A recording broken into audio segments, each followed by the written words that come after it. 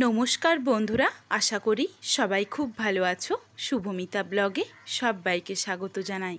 আজকে তোমাদের সাথে শেয়ার করব লাউ শাক দিয়ে মসুরির ডালের এক দুর্দান্ত রেসিপি। এই রেসিপিটা এই গরমের জন্য কিন্তু একদম উপযুক্ত রেসিপিটা যেমন স্বাস্থ্যকর তেমন কিন্তু সুস্বাদুও। খুবই চটজলদি রেসিপিটা বানিয়ে নেওয়া যায়, আর গরম ভাত হোক বা রুটি, যে কোনো কিছুর সাথেই তোমরা এই রেসিপিটা খেতে পারো। তবে রেসিপিটা কেউ স্কিপ করো না, স্কিপ করলে কিন্তু আমি কি পদ্ধতিতে রেসিপিটা বানালাম বা কি অ্যাড করলাম সেটা তোমরা মিস করে যাবে, তখন কিন্তু রেসিপিটা খেতে এতটা ভালো হবে না। তাহলে চলো রেসিপিটা দেখে নেওয়া যাক। এখানে আমি প্রথমেই দুটো মাঝারি সাইজের আলু নিয়ে নিয়েছি, আর আলুগুলোকে একটু সরু সরু লম্বা করে কেটে নিচ্ছি। আলুগুলো কেটে নিয়েছি, এরপর আলুটা ধুয়ে পরিষ্কার করে রাখছি। এইদিকে দেখো আমি কিছুটা পরিমাণে লাউ শাক, লাউ ডাঁটা আর মসুরির ডাল নিয়ে নিয়েছি। লাউ ডাঁটাগুলো একদম নরম রয়েছে, এই রেসিপিটার জন্য কিন্তু একদম নরম আর সবুজ টকটকে লাউ ডাঁটাটা নিতে হবে। এক একটা লাউ ডাঁটা দেখবে বেশ একটু লালচে রং ধরে যায়, সেইগুলো বেশ অনেক দিনের লাউ ডাঁটা হয়ে যায়, সেগুলো কিন্তু এই রেসিপিটার সাথে খেতে ভালো লাগবে না।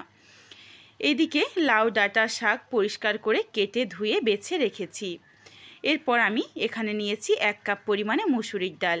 মসুরির ডালটাকে প্রায় 8 থেকে 10 বার মতো একদম পরিষ্কার করে ধুয়ে নেব, যতক্ষণ না অবধি পরিষ্কার জল বেরিয়ে আসছে।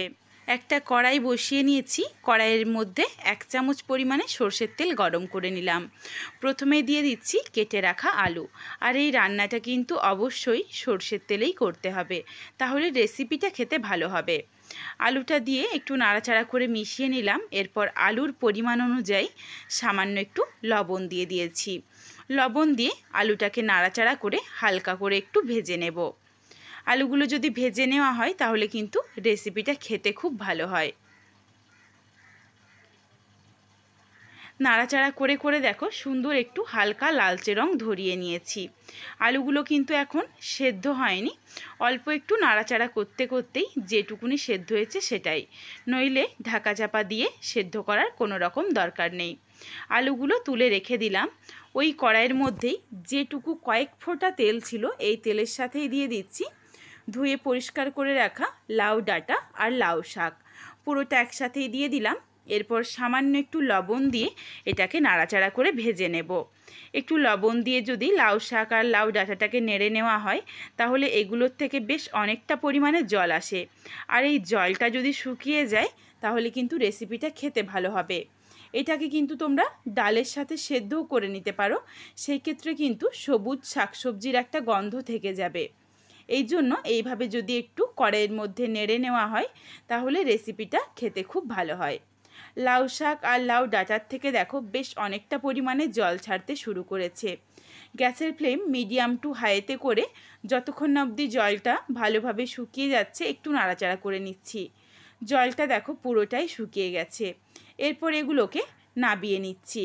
কড়াইটা একটু জল দিয়ে পরিষ্কার করে ধুয়ে নেব, নইলে নিচে দেখো অল্প অল্প যেটুকু লাউ শাকের জলটা শুকিয়ে গেছে, অল্প কিন্তু একটু কালো হয়ে গিয়েছে। রেসিপিটা কিন্তু খেতে ভালো লাগবে না, একটা পোড়া পোড়া গন্ধ থেকে যাবে। কড়াইটা পরিষ্কার করে নেওয়ার পর দিয়ে দিলাম বেশ কিছুটা পরিমাণে জল। জলটা গরম হয়ে গেছে, এরপর দিয়ে দিলাম ধুয়ে রাখা মসুরির ডাল। ডালের মধ্যে দিয়ে দিলাম স্বাদ অনুযায়ী লবণ। এরপর নাড়াচাড়া করে ডালটা ফুটে যাওয়া অবধি অপেক্ষা করব।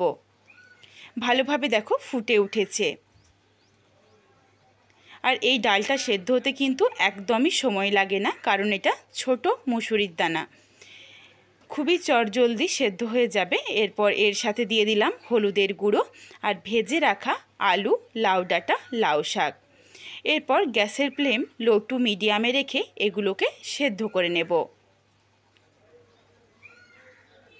তোমরা যদি আলু বা লাউ শাক, লাউ ডাঁটা না ভেজে দিতে চাও তাহলে এইভাবে ডালের সাথে একসাথে সমস্ত কিছু দিয়ে সেদ্ধও করে নিতে পারো। সুন্দরভাবে দেখো ডালটা সেদ্ধ হয়ে গেছে, আর একদম যে গলে গেছে সেটা কিন্তু নয়, একটু ছিপড়ে ছিপড়ে রয়েছে, অথচ ভালোভাবে সেদ্ধ হয়ে গেছে। তোমাদের একটু দেখিয়ে দিই, ঠিক এইভাবেই কিন্তু সেদ্ধ করতে হবে। এরপর দিয়ে দিলাম এর সাথে একটা বড় সাইজের টমেটো কুচি। টমেটোটা দেওয়ার পর টমেটোটা একটু তলার দিকে দিয়ে ওপর থেকে শাক, আলু আর ডালটা চাপা দিয়ে দেব, যাতে সহজেই টমেটোটা নরম হয়ে যায়। এরই সাথে দিয়ে দিলাম 4টা ফাটিয়ে নেওয়া কাঁচা লঙ্কা। ঝালটা তোমরা যেমন খাবে সেই বুঝে কাঁচা লঙ্কাটা দিয়ে নিও। 1 থেকে 2 মিনিটের মধ্যেই দেখো টমেটোটা একটু চেপে তোমাদের দেখিয়ে দিচ্ছি সুন্দরভাবে নরম হয়ে গেছে। ভালোভাবে একটু টমেটোটাকে খুন্তিতে করে চেপে চেপে রান্নাটার সাথে মিশিয়ে নিলাম।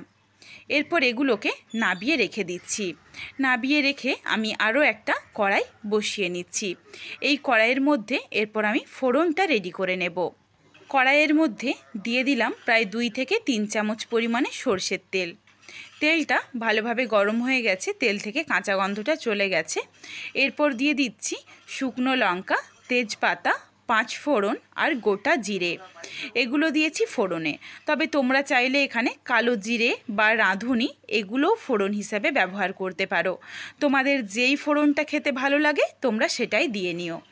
এরপর দিয়ে দিলাম বেশ বড় সাইজের একটা পেঁয়াজ কুচি। পেঁয়াজের পরিমাণটা একটু বেশি দিতে হবে, তাহলে রেসিপিটা খেতে ভালো হবে। আর ডালটা কিন্তু বেশ অনেকটা রয়েছে। একদম নাড়াচাড়া করে পেঁয়াজটাকে ঠিক বেরেস্তার মতো করে ভেজে নিতে হবে। এরপর এর সাথে দিয়ে দিলাম প্রায় 10 থেকে 12 কোয়ার মতো থেতো করে নেওয়া রসুন। রসুন এখানে বাটার ব্যবহার করা যাবে না, ঠিক এইভাবে বড় বড় রেখে থেতো করে দিতে হবে, তাহলে কিন্তু রেসিপিটা খেতে ভালো হবে। রসুন আর পেঁয়াজ দেখো সুন্দরভাবে ভাজা হয়ে গেছে। এরপর আবারও আমি ডালটা বসিয়ে নিচ্ছি আর এর সাথে দিয়ে দিচ্ছি ফোড়নটা দিয়ে দিলাম। এরপর নাড়াচাড়া করে মিশিয়ে নেব। রেসিপিটা দেখো যেমন চটজলদি রেডি হয়ে যাবে, দেখতেও কতটা সুন্দর আর খেতেও কিন্তু দুর্দান্ত হয়। ভালোভাবে মিশিয়ে নিয়েছি। এরপর এগুলোকে একটু ফুটিয়ে নেব। এখানে তোমরা তোমাদের পছন্দ মতো চাইলে কিন্তু আরও একটু জল মিশিয়ে নিতে পারো, তবে আমি এখানে খুব বেশি ঝোলটা রাখবো না, একটু মাখো মাখো রাখবো রেসিপিটা, এই জন্য আর জলের ব্যবহারটা করলাম না। দিয়ে দিলাম 1 চামচ পরিমাণে চিনি। চিনিটা দিলাম টেস্টটা ব্যালেন্স করার জন্য, তাহলে কিন্তু রেসিপিটা খেতে খুব ভালো হয়। বিশ্বাস করো এই সামান্য রেসিপিটাই গরম ভাত বা রুটির সাথে একদম জমে যায়, এতটাই সুস্বাদু হয় রেসিপিটা। যেমন স্বাস্থ্যকর তেমনই সুস্বাদু। বাড়িতে অবশ্যই একবার হলেও এই রেসিপিটা বানিও। ভালোভাবে মিশিয়ে নেওয়ার পর চলো এরপর রেসিপিটা নাবিয়ে নিই। ভীষণ সুন্দর একটা ফোড়নের গন্ধ আসছে রেসিপিটার থেকে। নাবিয়ে নিয়েছি, দেখো কতটা লোভনীয় দেখতে হয়েছে। মুসুরির ডাল দিয়ে লাউ ডাঁটা লাউ শাকের এই রেসিপিটা তোমাদের কেমন লাগলো কমেন্ট করে জানাতে ভুলো না কিন্তু। রেসিপিটা তোমাদের যদি ভালো লাগে তাহলে লাইক করো, শেয়ার করে বন্ধুদের দেখার সুযোগ করে দিও।